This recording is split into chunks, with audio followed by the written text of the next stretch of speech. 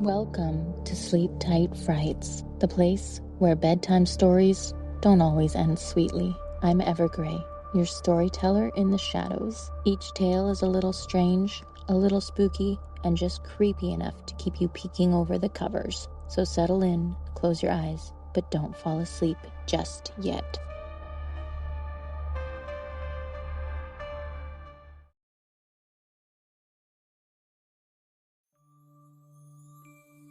Some games are meant to be played, some are meant to be beaten, and some are meant to trap you.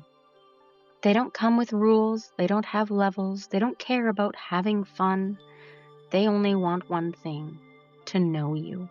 Tonight's story isn't about a game, it's not about a cursed code or glitched out monster. It's about something a little closer, something that learns how you move, how you fight, how you lose, and what you're willing to give up just to win.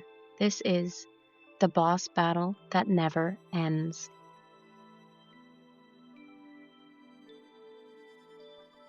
Jaden never downloaded it.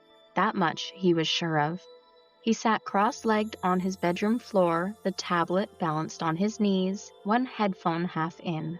The light from the screen bathed his room in flickering blue, the kind of glow that made posters look haunted and stuffed animals seem like they were watching.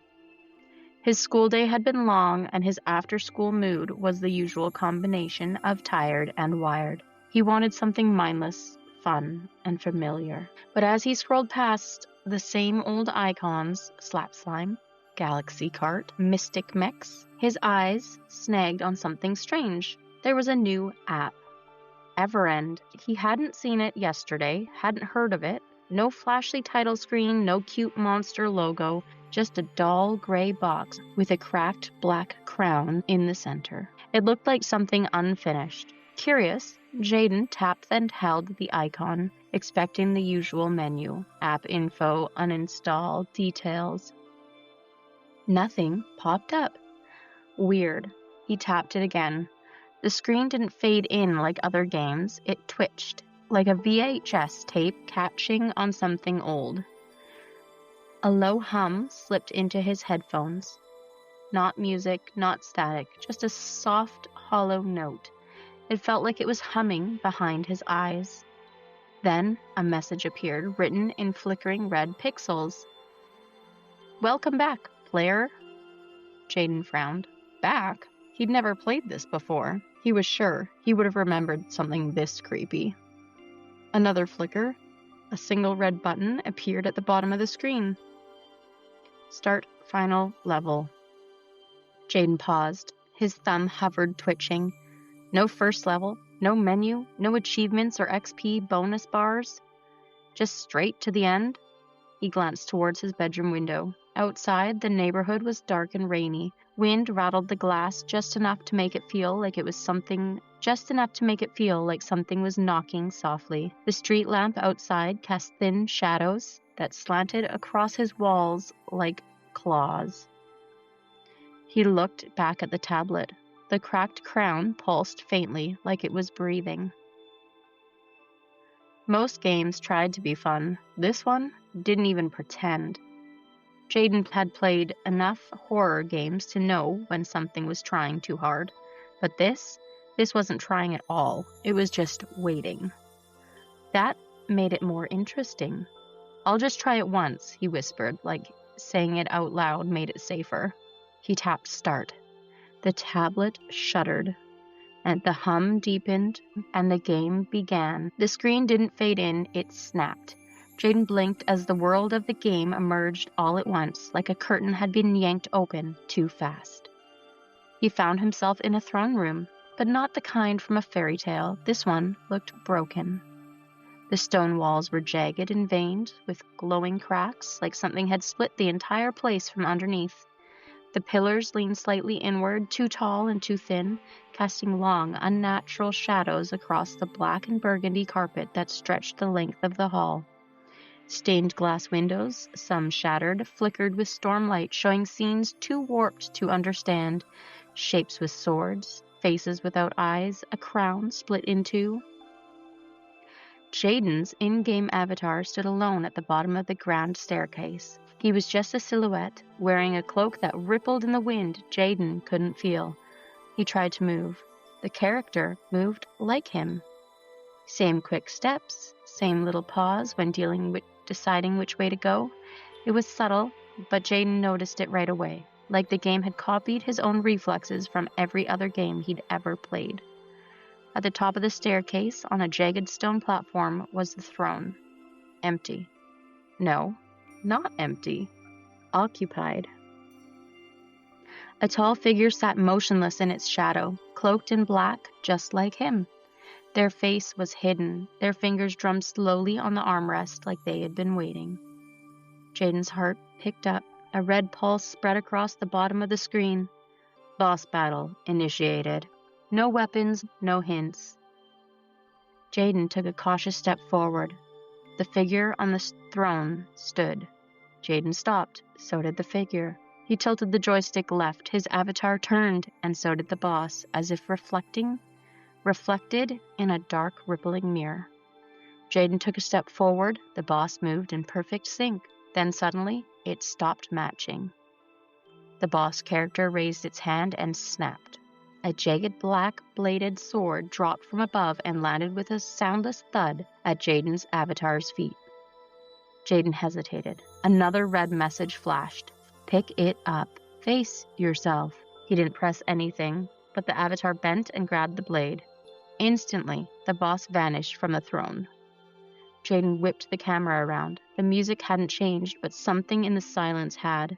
Then, a blur from behind. The boss was there, already striking. Jaden rolled out of the way just in time. The blade hissed through the air where his avatar had been. Sparks flew as it scraped the floor. Jaden launched a counterattack, parried, spun, dodged, every combo he tried. The boss predicted, matched, countered. It wasn't like fighting a computer. It was like fighting someone who already knew his playstyle, his decisions, his instincts. The boss didn't taunt, didn't speak, it simply mirrored, perfectly. His health bar dropped to half, then to a quarter. He tried fake-outs, the boss saw through them.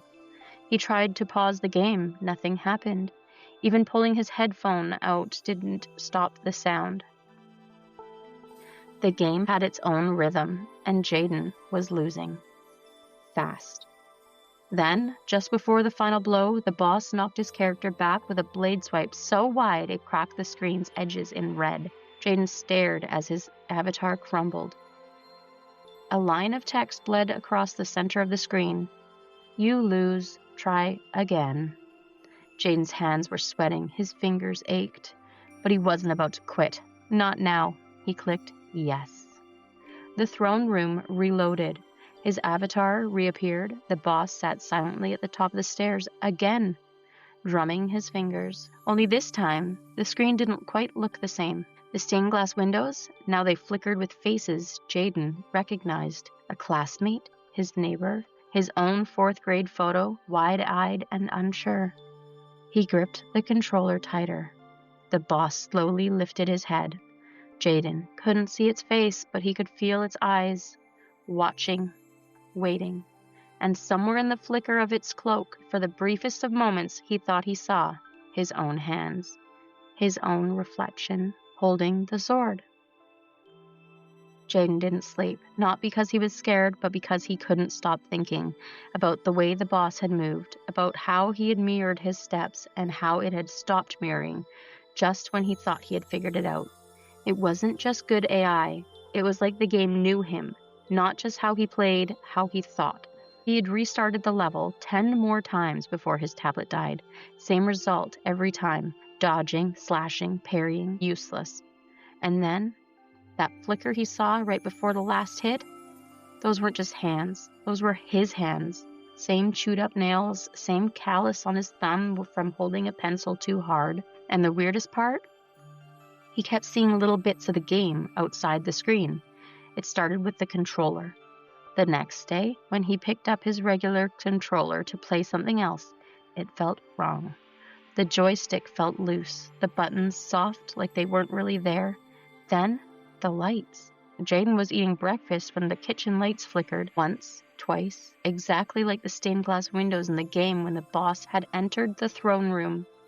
Even his reflection in the microwave door gave him pause. It was just a glance, but the version of him staring back had a look in its eyes that he hadn't made, sharp, watching. His mom called from the living room. "You okay, Jay?" "Fine," he lied, voice cracking a bit too high. That afternoon, he tried to talk about it with Jonah, his best friend. Sort of. "Hey, have you ever played a game that feels like it's playing you?" Jonah didn't even glance up from his phone. Like one of those haunted cartridge stories with the blood-smeared screen and the cursed password? No, I mean something smarter, like it learns what you're going to do before you do it. Jonah grinned. Like your little brother in Smash? Jaden didn't laugh. Jonah rolled his eyes. "You're just stuck on some dumb boss. Get a better weapon or stop button mashing." Jaden nodded, pretending that was enough, but it wasn't. When he got home, his tablet had finished charging. The cracked crown icon pulsed on the home screen, brighter than before. He didn't press it. Not yet. Instead, he opened his camera app, flipped it to front-facing, held it out like a mirror. Just him. Same messy hair, same hoodie, same tired eyes. He turned slowly, angling the screen to catch his reflection against the dark window behind him. The tablet flickered just once. He gasped and nearly dropped it. Because in that flicker, barely a frame, he didn't see himself. He saw the boss, sitting on a throne behind him, eyes open, watching. The image was gone the second it appeared. Jaden stared at the screen, shaking. The game hadn't been open. He hadn't even touched it, but somehow it had touched him.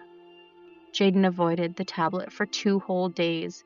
He buried it under a pile of laundry. He left it off, unplugged. He didn't even look at the crown icon when he scrolled past apps on other devices. But something was wrong with the world outside the game, too. Reflections stopped lining up. In the hallway mirror, his mouth moved a second before he spoke. In his math class, the glare from the window flashed red, not white, and for half a second his teacher's shadow stretched towards him like it had been pulled by invisible thread. And on Thursday, when Jaden passed the glass doors at the school library, he saw something that made his stomach drop. There, in the faint smudge of his reflection, wasn't just him. It was him, but taller, older, sharper. Same hoodie, same hands, but a jawline too thin, eyes too deep, and shoulders hunched like somebody who'd been sitting, playing, far too long. The figure lifted one hand, 2 fingers, a slow, small wave. Jaden turned so fast he dropped his books. When he looked again, the reflection was gone. The librarian gave him a weird look. "You okay, Jaden?" "Fine," he lied, again, swallowing hard. That night, he did the thing he told himself he wouldn't. He turned the tablet back on. Everend opened without being tapped. The cracked crown glowed as soon as the screen lit up. The red "Start Final Level" button pulsed once like it had been waiting for him to return. He didn't touch anything. The game started on its own. The throne room was different this time, still jagged, still flickering, but something had changed. The windows now showed his house. Not just any version, a pixelated version of his bedroom, lit by the glow of the tablet in his lap. On the furthest window, he saw himself, hunched over in the exact same position. He reached for the controller, hesitated, and looked up at the throne. The boss was already standing. But it wasn't cloaked this time. It wasn't faceless. It looked exactly like him, except older. Not an adult, but worn. Like someone who'd never stood up, who hadn't seen sunlight in years, eyes sunken, mouth grim, and when it moved, it didn't mirror him, it anticipated him. Jaden tried to walk backwards. The boss was already there. He swung the sword. The boss had already dodged. This wasn't copycat mode anymore. This was chess. And Jaden was losing. A new message slashed across the screen in blood-red letters. "Keep playing and you'll become me." Jaden's heart pounded. He dropped the controller, and for the first time, the boss smiled. Not evil, not smug, empty. Like it had been smiling the whole time, just deeper down. The screen cut to black, the hum faded, and a final message hovered in gray ash. You know me. I'm your last level. Jaden didn't scream. He wanted to. When the screen went black and the hum stopped, he sat frozen in the same position, eyes locked on the still glowing tablet, waiting for something else to move, for the boss to speak again. But nothing happened. The game didn't crash. It didn't exit. It just went quiet. Like it was watching. He pressed the power button. The screen refused to shut off. He held it down longer. Still, nothing. Finally, he yanked out the charger and he threw the whole thing across his bed. The hum stopped. But the silence that followed felt wrong. Like holding your breath and realizing something is still breathing behind you. Jaden stood, pacing the room, hands shaking. It looked like him.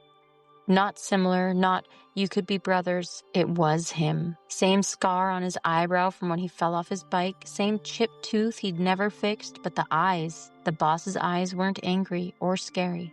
They were tired, as if it wasn't trying to kill him, as if it was trying to warn him. He had to know what this thing was. He grabbed his laptop and typed, Everend, game final boss player copy. No results, no reviews, no wiki page, not even buried on forums. It was like the game didn't exist. He searched again. Game that copies your personality. Now the results flooded in. But they were urban legends, stories written by people who thought they were funny, except one, a post, dated 5 years ago. It had no title, just a username, user_JD2020. If you see the crown, don't play. If you play, don't win. If you win, you take the throne, and no one leaves the throne. Beneath that was a single image, a pixelated figure in a black cloak. The file was titled me_finalform.png. Jaden's blood went cold. He recognized the username, JD2020, his old screen name from when he was 9.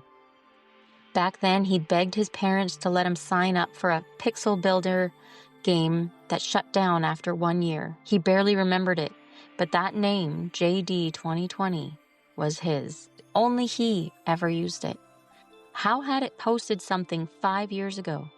He stared at the screen. His reflection hovered behind the browser window, and for a moment he swore the reflection smiled, even though he didn't. He slammed the laptop shut and shoved it under his pillow. He raced down the hallway, barely saying a word to his mom, out the door, down the street, towards the park. He reached the metal playground and sat in the middle of the old tire swing, the wind creaking it softly. The sun had set, but the sky still glowed faint purple. He checked his phone. No messages, no new notifications, but one app sat at the bottom of the screen now. It hadn't been there before. Everend. A cracked crown pulsed faintly. Even without touching it, Jaden heard it. The hum. Deep. Familiar. Inside his bones now. And then the message appeared on his lock screen. Player 2 has logged in. He looked up. A kid was standing near the edge of the playground. Same hoodie, same posture, same face. The other Jaden tilted his head just slightly and lifted his hand. Not waving. Mimicking. Jaden didn't move. Neither did he. They stared at each other like two mirrors left facing each other too long. And in the stillness, Jaden finally understood. He wasn't playing the game anymore. The game was playing him. Jaden ran. He didn't remember making the choice. His legs just moved. Off the playground, across the field, down the sidewalk without looking back. Because he knew if he turned around, the other him would be closer. Not chasing, just waiting. Mimicking. He burst through his front door, heart hammering. Jaden? His mom called from the kitchen. You okay? He froze, swallowed. Her voice didn't sound wrong, but it didn't sound right either. I'm fine, he said, keeping his eyes low. Just needed air. He took the stairs 2 at a time, slammed his bedroom door and shoved his desk chair under the handle. Then he stared at the tablet. It was sitting on his bed where he'd left it. Quiet. No pulsing icon, no red messages, no humming, which somehow made it worse. Jaden picked it up slowly and turned it over. The screen stayed dark, but he felt it, like a heartbeat behind glass. He sat down, legs crossed, and looked at the tablet straight in the face. "You want me back in there?" he whispered. "Fine." He powered it on. Everend opened without prompting. The throne room didn't load this time. Instead, there was a hallway, dark, pixelated, stone walls glitching at the edges, no music, just text at the top of the screen. "You came back." Jaden's avatar appeared, slightly blurrier now. The cloak was fraying at the bottom. He pressed forward. The hallway twisted as he walked, glitched, tilted sideways. For a second, the walls blinked and showed his real bedroom, his school hallway, the view from his bus stop, then back to the stone again. He passed broken mirrors on the wall. Each one showed a different Jaden, one with glowing red eyes, one with no mouth, one that looked exactly like him until it didn't. He passed a door. It opened on its own.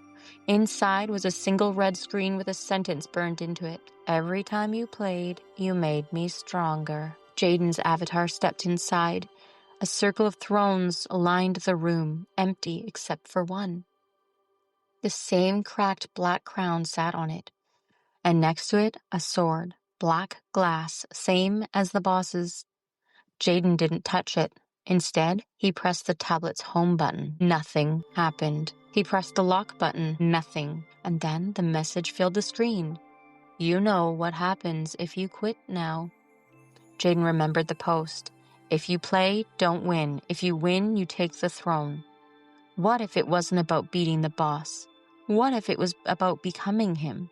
His fingers hovered above the screen. Then he swiped forward. The boss was there, appearing like smoke, right in front of his character. No sword drawn, just standing, face visible. Still him, still older. But now the eyes weren't tired. They were pleading. The boss slowly reached forward, not to strike, but to offer the crown. Jaden's screen pulsed red. One final message blinked. "One of us must wear it." Jaden didn't move. The screen vibrated faintly beneath his fingers, but he barely felt it.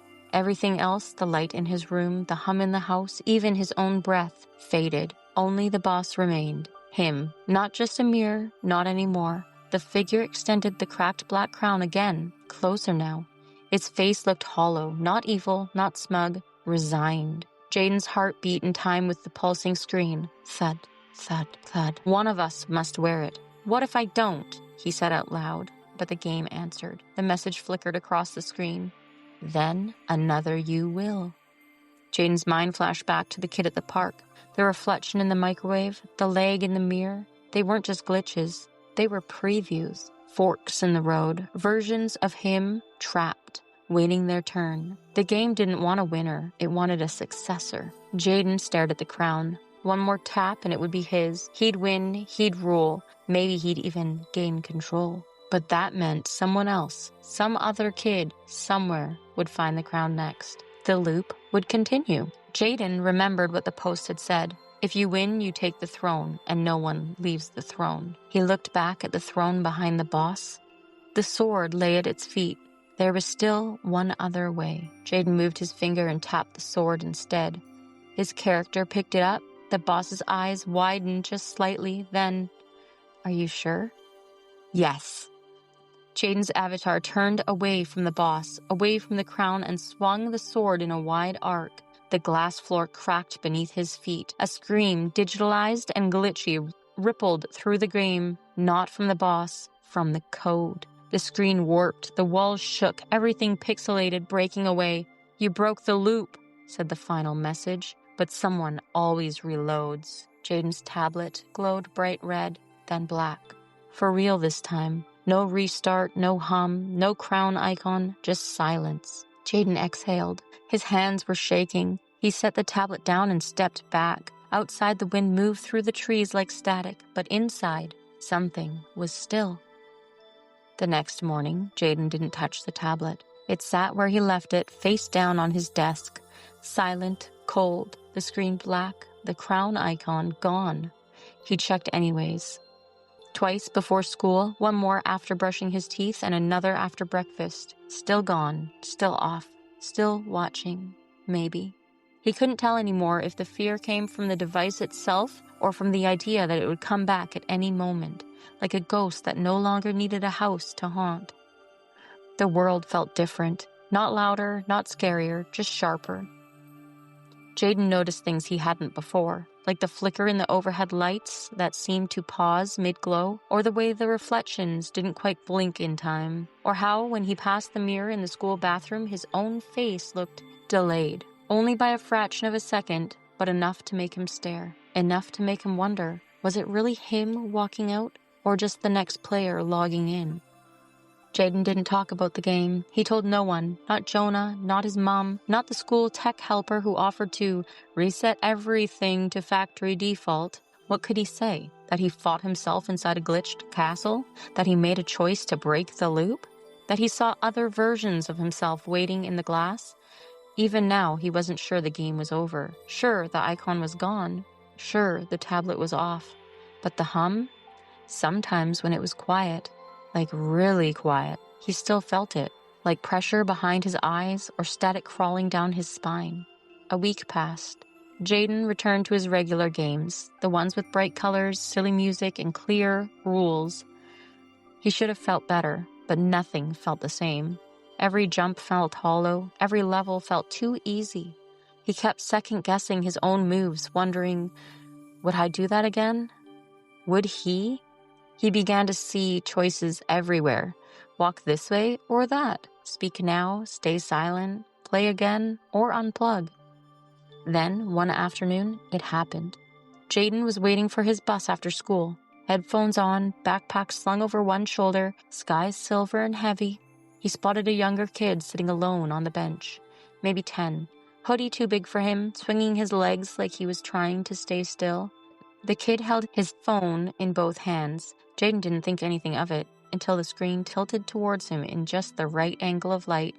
His stomach dropped. There it was, that cracked black crown, right there on the home screen. Alive, pulsing faintly. Jaden's fingers tightened around his backpack strap. The kid hadn't tapped it yet. Not yet. Jaden took one step forward. He could say something. He could stop it.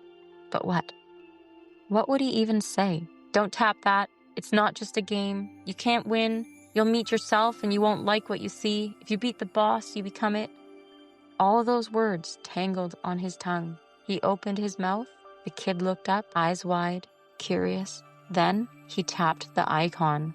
The screen went black for a heartbeat. Then the red hum began. Low, deep, familiar. Jaden turned away.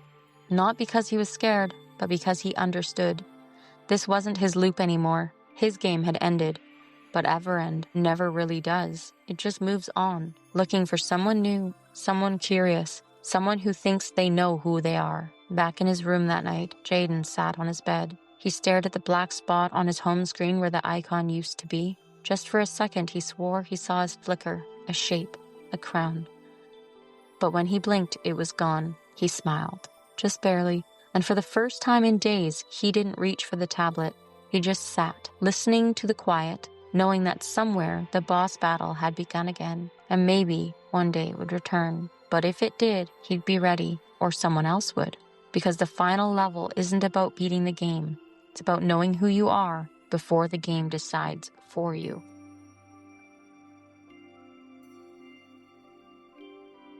Did you know some video games are designed to watch you? Not in a creepy, haunted way, well, not always, but through something called adaptive AI, a system that learns from your behavior.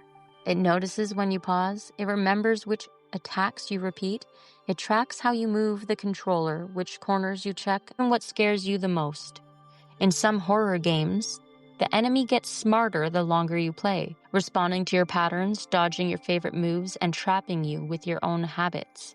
It's like the game is studying you, and sometimes it doesn't stop when you log out. So if you ever feel like the boss knows your next move, if the music swells before you turn the corner, if something attacks exactly where your hands are weakest, maybe it does. Maybe it's adaptive AI.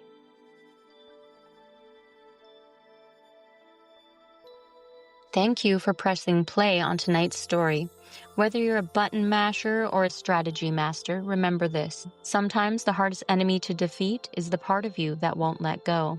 We'll be back next time with another tale from the shadows, so keep your headphones close and your flashlights closer. And if you see a cracked black crown glowing on your screen, you didn't hear it from us, but you might want to look away. Until next time.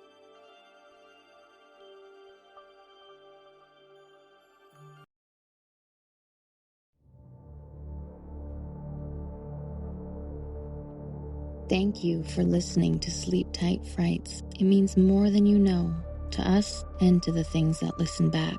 I'm Ever Gray, your guide through the shadows, and if you felt something was watching as the story unfolded, you're not alone. They remember the ones who listen, they wait for the ones who return. So come back soon. Sleep tight if you can.